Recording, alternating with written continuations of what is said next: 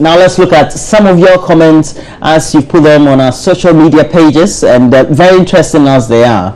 You want to read a couple? Well, yeah, we're talking power right now. The message that I've pulled out is from Sylvester Frimpong from Kumasi, and with that, we want to find out where you're watching the show from and whether you have electricity or some gen if you don't have power, you can watch the show. Well, you could be on a generator. You could be on any other thing. So yeah. Genset in the morning. And is that what you do? Sylvester Frimpong from Kumasi says, "Good morning, Mama V and Roland. The best option for our power crisis is to privatize ECG. That conversation is definitely coming back. At least the gentleman is all for it. Privatization. Yeah, I mean, but if you're if with everything that's happening right now, if the debate is if we privatize ECG, things will be better. Everybody will go for it. Because everybody wants the situation fixed. As to whether or not that will fix it, I don't know. This one says, I thought, okay, so Estelle in Ho sending the message because of my hair. I'll keep the details to myself, but thank you very much. I am still a very natural person. I pray for the hair, though. We want our leaders to know that straight. I pray for the hair. We are dealing with Ghana, not individuals. Victor Malco from Navrongo sending us that WhatsApp message as well. The number is 0560-800,000. You can also send us a message. This one says, I believe strongly that Dumso is back from Camille Paya inside Tamale. Charlie, no argument about that. We're feeling it. So if you feel it too, then you can declare it in your hearts. They should give us a timetable. I think that will help us. Yeah, that's the cause. Because yesterday, throughout the day, when I was ironing, I was just praying it shouldn't go. Yeah. What kind of life is that? And immediately after I started ironing, and that's unusual. Usually I will iron from 3, 4, 5. But that's not good, I mean, for then all the things by 6. All the things that you can pray to God for, all the serious things, you're praying to God for electricity too. No, you don't pray to God. You just, I think. So you pray to God that let's ECG not take the lights. Let's ECG not take the lights. Let me finish ironing. Let me finish ironing. If you're cooking rice with the rice cooker, oh God, let 15 minutes come. Oh, quick before they take the lights. Otherwise, you eat rice water. Oh, Charlie. All right, this one says, give us Dumso timetable. Oh, Ghana is not for you. Lights go out every day here in the north. Mama V have surprised me with the hair. Maxwell sending that message. Thanks, Maxwell. And let's put a lot more pressure on those who manage our power situation so that they can get us a timetable. Whether it's gas or whatever it is, I mean, that's for them to solve. But let them give us a guide as to how often we're going to get power or not, so that we can regulate our lives. This one says, you guys are fantastic. Keep doing what you're doing for Multimedia and Mother Ghana. God bless you. I love you guys. I just can't stop watching this session. Thank you. Gilbert from Nkekasu. Well, thank you so much for the message. Thanks for watching the show as well. We love you back, and thank you. This one says, I'm lucky to have almost every day chemical in Nkonya. So you are saying that you've got electricity every day. Don't move. Live in Nkonya. Good for you. This one says, I'm Michael from Kumasi. I always watch this program because you're very natural. Okay, now I don't know whether. But let me tell you this. Whoever is watching us this one, it means that they don't have power cuts. I lie. Coco Lemle went off 6 something. I don't know if the electricity is back or if we're still on generator. But yeah. Okay, this one's from Jibril in Ho. I wonder why a whole country like Ghana is having a challenge with electricity. When at all is this going to be over? Jibril in Ho sending us that message. This one says, I learned the curfew in my area have been reviewed. Is it true? Abdullah from Bembela. There's some news around that, but we want to be factually correct. So this is what we'll do. We'll try and place some checks, and then we'll run that by you. We hope that we get the concrete or the right answers, and then you will be very much satisfied. Abdul Waris and Tamale says, good morning, guys. A wonderful Mavro, come on in again. As always, looking smart and sharp. Abdul Waris and Tamale, we thank you for the message. Thanks for the nice words. And this one says, Dumso impodie ye bre from Bismarck at Aswase. I hope I got that right. I really wanted to. Dumso impodie ya bre from Bismarck at Aswase. Charlie, we're all feeling it. This one says privatization is the best way, I think. Can you imagine privatization is coming up when we haven't even introduced it? It's because people are really frustrated. But overall, those who are proponents for making sure that we provide the best of the social amenities to people, or the larger population, will say it's not the best. Yeah. Because when it happens, we'll have those who can afford, as far as the brackets are, just at the top. And it means that it will not be affordable to the ordinary masses. Yeah. And that is not good enough. Well, but that also put a lot of pressure on whoever is governing the country at the time that we privatize. So that when they say they want to provide subsidies, this time it's not like a lip service, or you're not just telling ECG, oh, we would give you 300 million Ghana cedis. You've got to actually release the figure, because they are private. They don't care about your politics.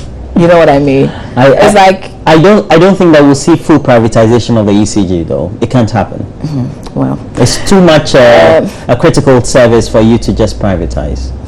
Shadow Walker from Mankasim says, oh, Mama V, my last rice in the cooker was destroyed. When we begin to talk about doing so, I think we are politicians. To it? When you're using the I haven't used one before. When you're using the electric rice cooker, what happens? And then the rice... It stops. But you can transfer. Yes, but it depends on what level it gets into. That's a problem. Yeah, but you can always transfer. You won't probably not get your rice the way you intended it to be, but you've got to manage. I need to try. There's one at home. I haven't used it before. Otherwise, you just have to add sugar to it and pretend it's rice water. Yeah, that's another. Especially if you're feeling for normal rice and you have to take rice water. Jerry in Cape Coast says no doom so. Thank God for us in Cape Coast, no doom so. But the problem could be solved with most of us switching to solar. Solar energy. But do you also know that our tastes have developed to a certain level? Even in the communities that are supposed to be ghetto, young or households are having air conditions. They are having all and so the consumption levels have also gone up, and we have to be realistic about it. Yeah, but that isn't such a big issue, because after all, electricity is not cheap. So if you can afford to buy electricity, then you can decide the gadgets that you want to put on electricity. Yeah, I get your point. Yeah, I get your point. This one says the Doomsday timetable is out. So check it check it whenever president is visiting. It's not true. Hang on. Check it whenever president is visiting a place. Then that locality will get lights, and whenever Nanado is visiting a place, then there is Doomsday there. I think it was somewhere in the central region over the weekend, and then the lights went off. Or is it upper somewhere? Anas Bogal. I haven't heard this one before, but President Mahama was not in my area, neither was Nanado in my area, and it was dum dum dum dum.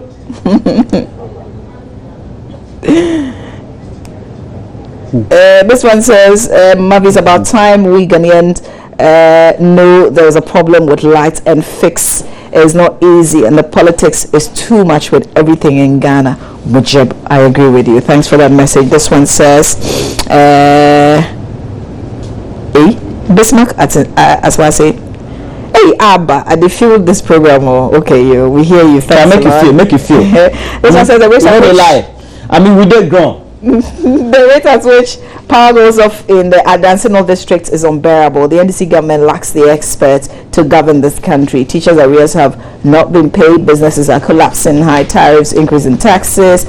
Are we slaves in our own country? Mr. President Nanapoku Tutuka in Obuasi asking that on our Facebook page. This one says, "Come on, Mama Vian Roland. We want to beg the Electricity Company of Ghana that the DUSO is becoming unbecoming. Our electricity gadgets are damaging. If they don't want us to utilize the power, they should tell us. It will be better we go back to the olden system, forefathers' time, so that we can pour hot water into bottle and use it to iron our dresses, and car batteries for our TV from Ernesto in the Volta region." Roland, Nanaya Janto's organization, how are they called? The Public Utility and Regulatory Commission. Where are they? We should be calling on them. We need a timetable. Okay. We've got to move on to other conversations. And the conversation now is about the media budget review. And the Finance Minister, Setekbe, is expected to address Parliament on that very subject, as well as present the supplementary budget to Parliament. The document, we all know, is expected to give a breakdown on various timelines for implementing targets set out in the current year under review, while also presenting some outlook for next year's estimates. And Setepe will present government's performance on some key economic indicators. And we know those variables, likely inflation, debt consolidation, or debt to GDP ratio, the interest rates, the various sectoral rates, so to speak. So we'll see how that goes. But right now, we will want to speak to a personality with Imani Ghana. And a very good morning to you, sir. Good morning, Roland. And Mr. Patrick Stevenson is a policy analyst with Imani Ghana. Now, particularly when we know that we've not been doing too well, but we've had stabilization of the forest rates, for example, as to how the cedi is performing against the major international currencies. That should present a certain outlook as far as our trade balances are. Well, good morning, Roland, to your viewers. And what I can say is that, yeah, it's true. We've seen some relative stability in the value of the currency. There's been a marginal up, if I can say, for some of the macroeconomic aggregates. So you would have seen that inflation, for example, at least in the first half of the year, has receded a little bit, even though it's still way beyond the bandwidth that was estimated in the November budget for the country. Again, you see the value of the cedi hovering around 3.9 to 4 cedis at the moment, and it's far exceeding estimates that analysts made at the beginning of last year. Again, if you look at, but these have not trickled down necessarily to benefit people on a large extent. Cost of credit, for example, remains high. The government's own fiscal accounts do not appear to suggest a sudden improvement, even though you see a marginal decline in what the budget deficits look like before we even engage in international monetary reform. So yes, you have seen that. But the challenge is that all market players and all analysts who are currently looking at the economy will find the current numbers quite fictitious. I don't think anybody believes trust the sustainability to the close of this fiscal year that the kind of trends you're seeing today are going to persist. And so I believe these are things I would expect the fiscal policy director I come from Ministry of Finance today to speak directly to. Now, particularly when we've seen a lot more borrowing or incursions being made by government into the domestic credit market, and the ongoing refrain that we're still crowding out local businesses, is that still a concern for you as analysts and for those who tend to engage in a lot more business activities? Well, I mean, it's a major concern. It's one of the things that we consistently started making raising concerns about from when they read the budget, the 2016 budget in November. And if you look at that budget very well, the projections that the government made for its revenue estimate, it might be were way beyond its reach. I mean, because at the time, crude oil was not going to recover to the levels we are seeing today. The government had estimates of $56 per barrel. There are some estimates that were made for production of gas and other natural resources that essentially give government a certain huge revenue gap, and we saw that that's not going to happen. Now, that only means that the cutbacks that you expect from the expenditure side of things were not going to happen, even though the estimate that we have for expenditure this year looked smaller compared to what we have seen in 2015 and 2014. What it meant was that any downside in the revenue mobilization for government from any of these sources that we had, the government had to come into the domestic market today. As we speak today, the government says officially what we're told that we are $105, but from some estimates that we earn $5 billion cedi. But from some other estimates, and some plans in the pipeline to issue other securities like the upcoming Euro bond that we are going to be issued in the third quarter of the year. Clearly, I mean, the debt is going the volume of debt that we have is going to be a big problem for the country. And so the government participation in domestic markets has been a major challenge, but a part of that has equally been to, as it were, re-engineer the debt structure, the domestic debt structure of the country. You realize up until 2015, We had an inverted yield curve. Today, it's beginning to look somewhat normal because we are compelling it to go that way. And the implications on cost of credit are very high. And the current study I'm working on that involves private sector people to find out what the constraints to doing business for them has been. And it would interest you to know that, I mean, if you look at the trend, before 2015, power was the crisis, but after 2015 going into 2016, just because of that relative supply of power we had, cost of credit has been ranking very high. And so the government's participation in the domestic market in terms of borrowing excessively is killing private sector businesses. And the plans are not taken in the current outlook that the finance minister is going to provide, and we will have challenges on our hands going into November and December. Now, this has been hammered, or this very question has been given time and time again. And recently we had Dr. Joabe of CEPA, that's the Center for Policy Analysis, come out and also say the extensive borrowing from the local market, and even if it's from the international market, is not the right policy if we want to really achieve the current consolidation that we thought we could get going to that very agreement with the IMF. How do we achieve that? Well, I mean, when in 2014 we started engaging the International Monetary Fund, there were a couple of things that we were promised, and we were government saying in that phase. I remember a country director for the IMF as well, equally making some of those remarks that after the implementation of the program, or the course of the implementation of the program, we're going to get a certain policy stand that will be favorable in the eyes of investors, and the country will begin to take its rightful space in the global economy. Well, all of that has not happened. Okay, and so I'll agree with Dr. Joabe when he makes the point that the extent to which we are borrowing locally, vis-a-vis when we're heading to in the international capital market, it's trouble for us. I mean, if you look at the entire sub-Saharan Africa, from 2010 to today, the countries that have gone to international capital market, I think we have gone there more than everybody else, and we have raised capital more than everybody else. What it meant is that capital we are raising necessarily should have been producing something in this country. Unfortunately, what we see in terms of output is not something that we can constantly speak of. So it's a question we have been given to government. But at least as analysts and as civil society activists, all we can do is to question the government and provide alternatives. What are the alternatives that were provided then? What are they now, and where should they be? The alternatives are very simple. We should stop investment in expenditure that quote-unquote appears not to make sense. What are these? I mean, we hear the government talk about investment, borrowing to invest in all infrastructure projects. What are these infrastructure projects anyway? Are these infrastructure projects that are constructing it in areas where we can generate the right value for the economy, or we are doing these things for mere political gain? And clearly, if you look at some of these infrastructure projects, by 2030, we're told we are over 31,000 different projects that are running in this country. And that's a worry. The country is super basket is constricted. And so I agree with Dr. Joabe and everybody else who sees that sort of a problem. But I think we are offered an opportunity in 2016 because it appears as though the politicals, if I can call them, we are able to find a way to realign the incentives of the political leaders as against the incentives of every other Ghanaian in this country, particularly in electoral. So we have an opportunity this time to make suggestions that I suspect they will take. Of course, we know, I mean, as analysts in the same times and as civil society activists, there's not everything that we say that government says, even though in most cases we find evidence suggesting so.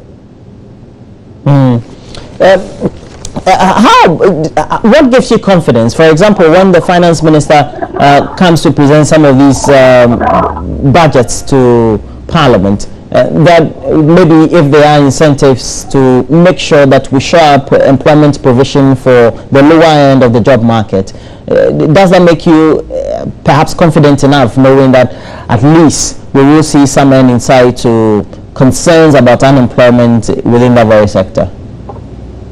Okay, great. So that's a great question. I mean, there are two sides to that sort of engagement. One is that, I mean, everybody loves jobs. I mean, for an economy where you have unemployment rate of 2% is extremely high, when any sort of initiative is being put across by government through its macroeconomic management policy, and that's to pay jobs. And we're excited about it. But then again, we would have to measure these not by their intentions, but the results they are produced over time. So if we are looking at this current finance minister and the sort of macroeconomic policies we have seen, and we should bear in mind that these macroeconomic policies have necessarily got to result in growth and job creation. Okay. Since 2013, growth we all know has been very sticky. Has been very sticky at a low budget. Even if you see marginal pickers that play first quarter of 2016 as a result of the relative supply of power. So you've seen that.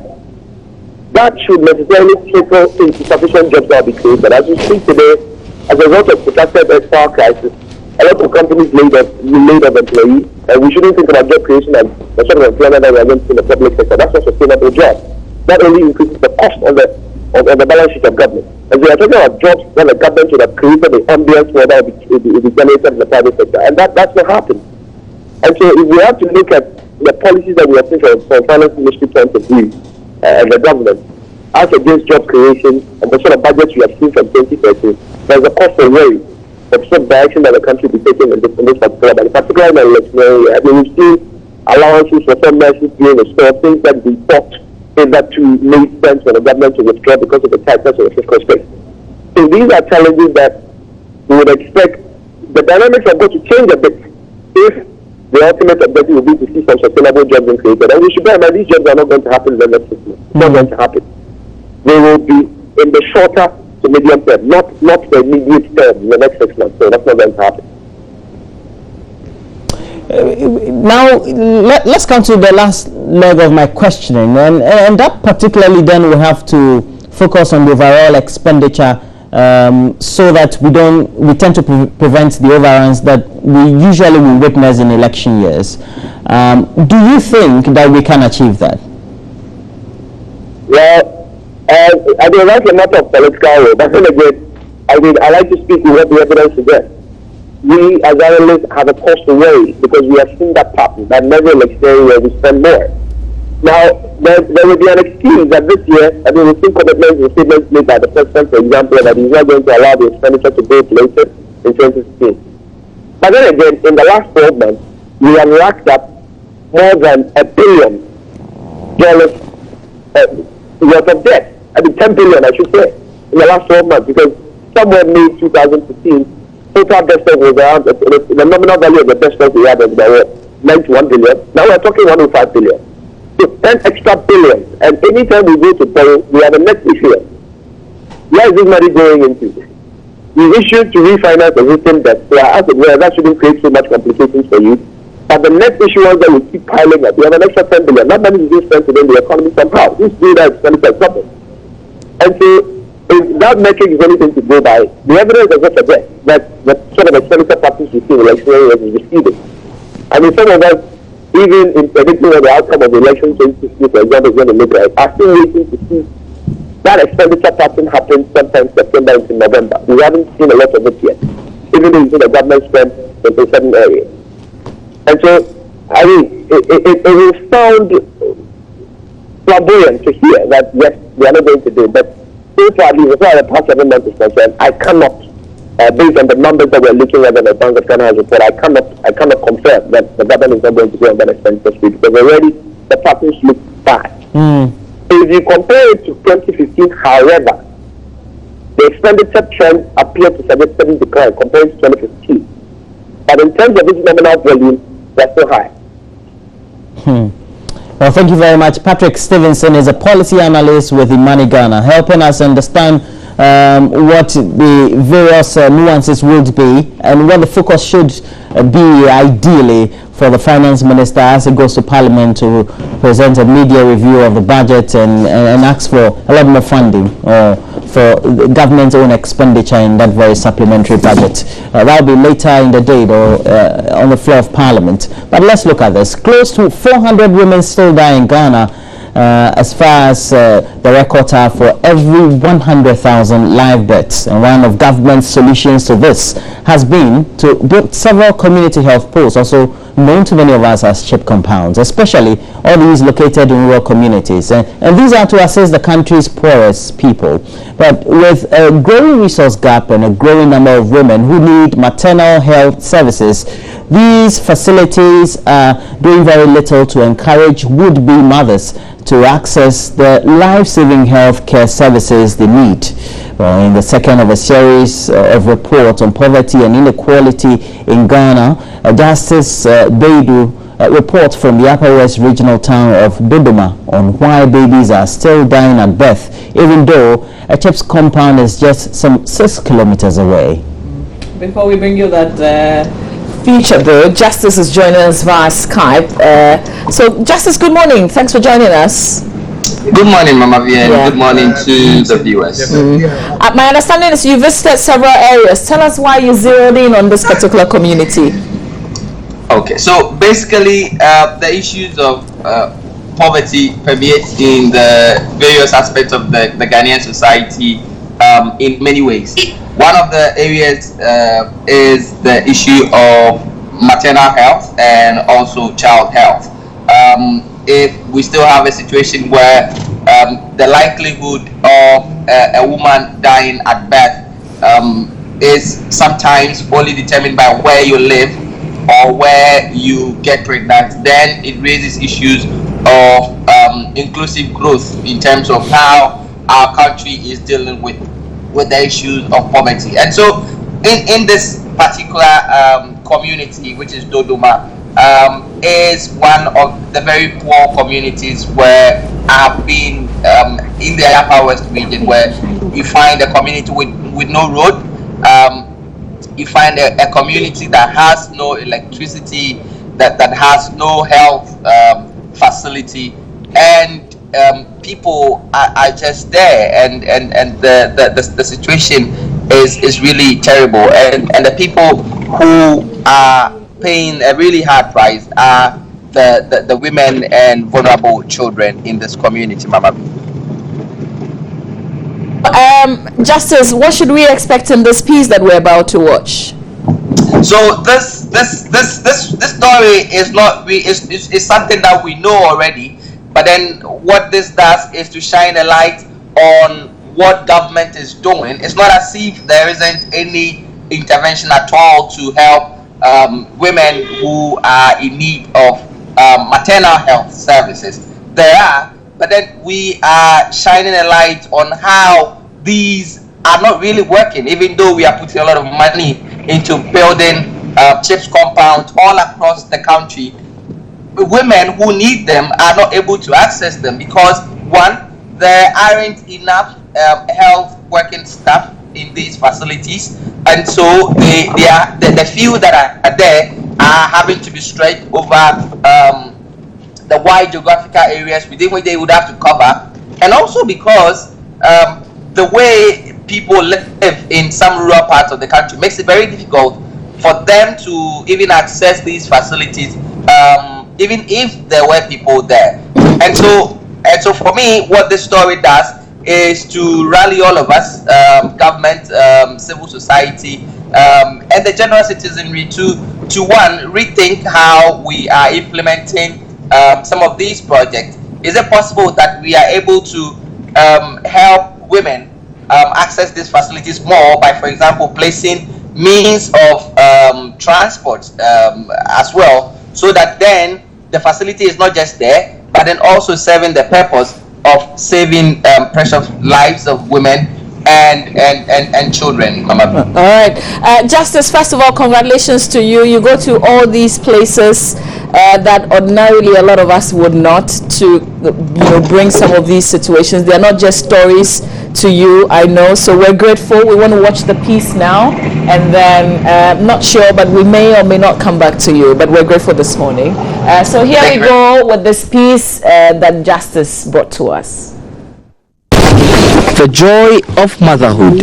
A 45-year-old woman cuddling her twin sons. But the story of how these children were born isn't quite as nice. Yibinena had to be carried onto a motorbike, hoping to make a 15-kilometer journey to the district hospital in Wichau, the capital of the Wa West district, to deliver.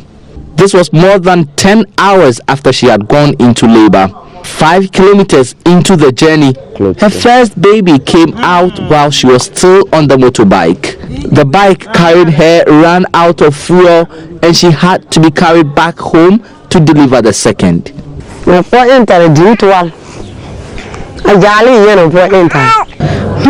pregnant, I suffered. I really suffered. I have given birth 8 times before my twins. Immediately after the first month in my pregnancy, I started falling sick. My chest, I was anemic, and the nearest clinic is 6 kilometers from here. And when I went there, they gave me only paracetamol. I had to go to the district capital. It is 15 kilometers away. When I got there, I couldn't walk. I didn't have money. My husband didn't have money. We only get money from burning charcoal, and because I was pregnant, I stopped the charcoal work. I didn't have money for transport.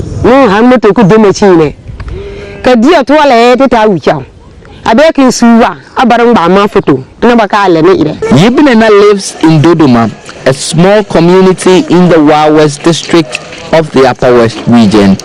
Her village has no health facility, no electricity, and no road connecting it to the next village with a health post.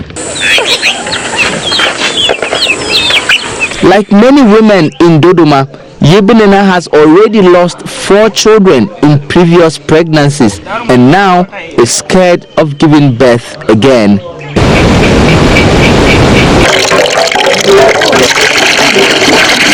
This is Pensua. She has an even terrible story than Yibinena, bleeding 4 straight days in her last pregnancy. When she finally reached the closest CHIPS compound, she was told she had lost the baby. There's a CHIPS compound 6 kilometers away, and when we go there, there are no nurses there. So we walk there and find that the facility is empty. So that is why we go to the district hospital. Even if you send a patient there, you won't find anybody there. It's an empty facility.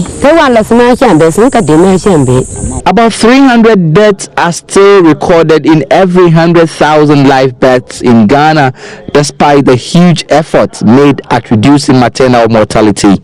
This region is one of the leading casualties. This is the Talawana CHIPS compound. It's located about 6 miles away from the Dodoma community. It's supposed to be the first point of call for pregnant women in need of urgent health care. Government has recently built hundreds of such structures across many remote communities in Ghana. The problem, though, is that there are usually not enough health workers to work in them. And in instances where there are, they usually do not have the facilities or even the medicines to work with. If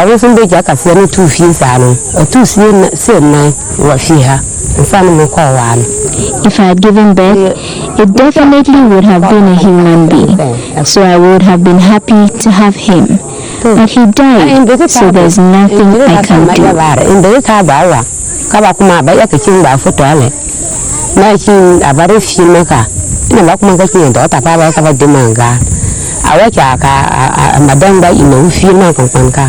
As much of the problems that cause these avoidable deaths persist, the women of Dodoma, like many expectant mothers across Ghana, would continue to live in fear of giving birth again. Justice Bedu, Joy News, Dodoma, Upper West Region.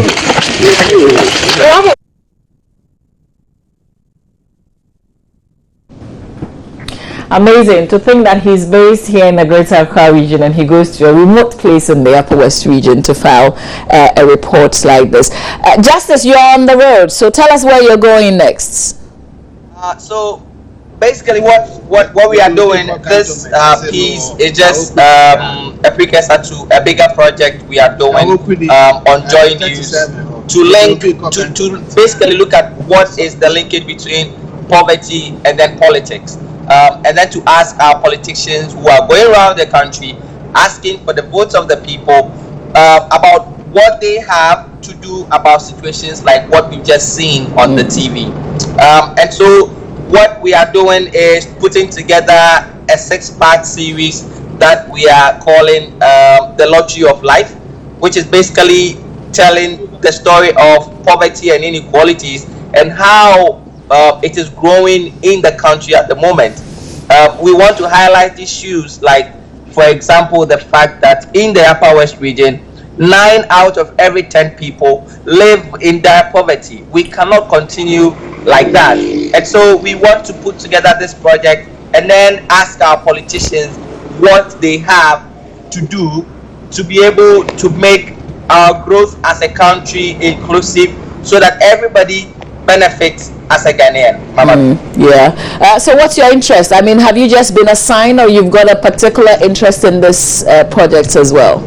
No, it's only because this is all part of our coverage of the elections and also redirecting elections coverage not just to the campaign broadcast, but then also to the real issues, to the real bread and butter issues that affect the people who at the end of the day are the voters.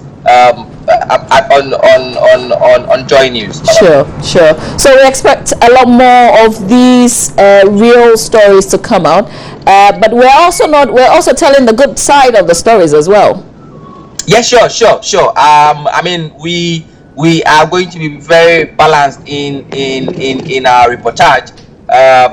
In the next in some of the other parts that we'll be showing soon on the series of poverty and politics, we show how, for example, government has put so much money into cash transfers, into the LEAP project that is supporting very poor and vulnerable people in many parts of this country. But then as well, we would also point out the loopholes in such a project that we think should be filled to ensure that it serves its purpose of helping alleviate poverty. So it's just the a piece of many things to come on some of the stories that we'll be doing in the coming weeks, Mama. Amazing, Justice. Thanks a lot. Stay safe wherever you're headed, and then we will see you and see your feature the next time on television.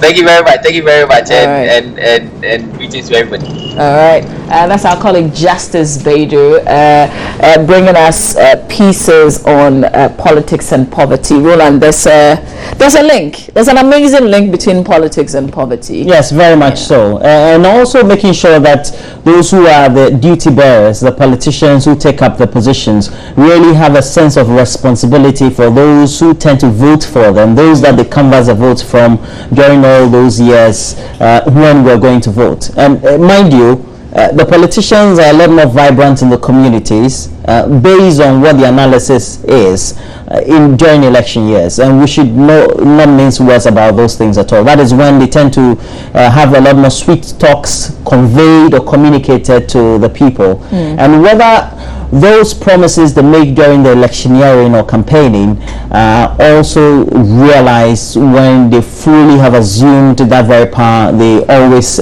seek. It's also another thing that we always have to talk about. We have a lot of developmental challenges in urban areas, but a lot more acute problems in the rural communities. And for Justice to again enumerate that we have about 9 out of 10 people who are supposed to be living in extreme poverty levels in the Upper West region alone. It's something that we all need to ponder on, and perhaps also challenge the politicians or the ruling elite to do something about. But we as media also have a certain sense of responsibility. When they come into office, do we exact that sort of responsibility that they need to get to the people from them? And I believe that when we do that, Ghana will all be the better for it. Sure. All right. So that's it for my banner this morning on a very important subject. This is where we have to end and make way for talk. But there's a teaser. Solomon from Kwame Danso SHS sent us something. I want to read it and think about it for a Monday morning.